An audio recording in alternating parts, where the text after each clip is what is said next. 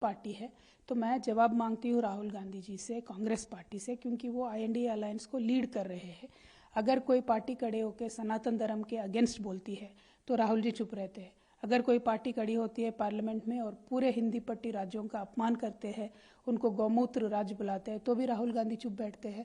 अब पीछे पुराने बहुत वीडियोस आ रहे हैं जिसमें यही पार्टी ने बिहार के माइग्रेंट लेबर को इंसल्ट किया है, बहुत ही डेरोगेटरी उन्होंने रिमार्क्स किए हैं, फिर भी राहुल गांधी जी चुप है।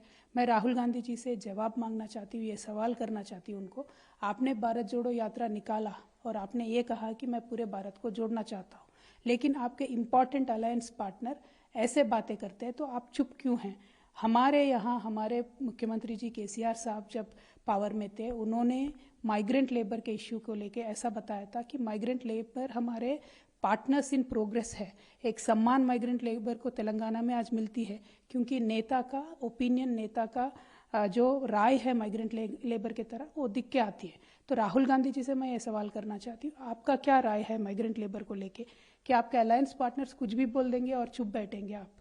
अभी इलेक्शन आ रहा है राहुल जी, तेलंगाना में जनता तो आपको इलेक्शन गांधी बुलाती है।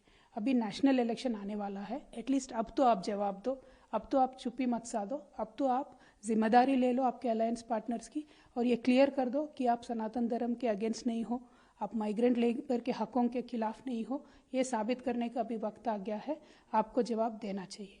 मैम हटा लिया गया, लेकिन कल क्लेरिफिकेशन आया मुख्यमंत्री की तरफ से कि नहीं हटाया गया।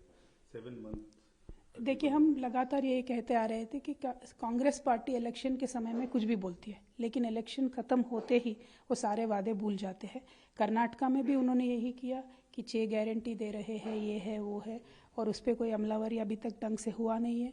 दूसरी बात, हिजाब पे बैन हटाने की बात, specially in the educational institutions, वो कह रहे थे, लेकिन अभी उसके ऊपर भी वो आगे पीछे हो रहे हैं। ये तो कांग्रेस पार्टी के DNA है, जो बोलते हैं वो करते नहीं है।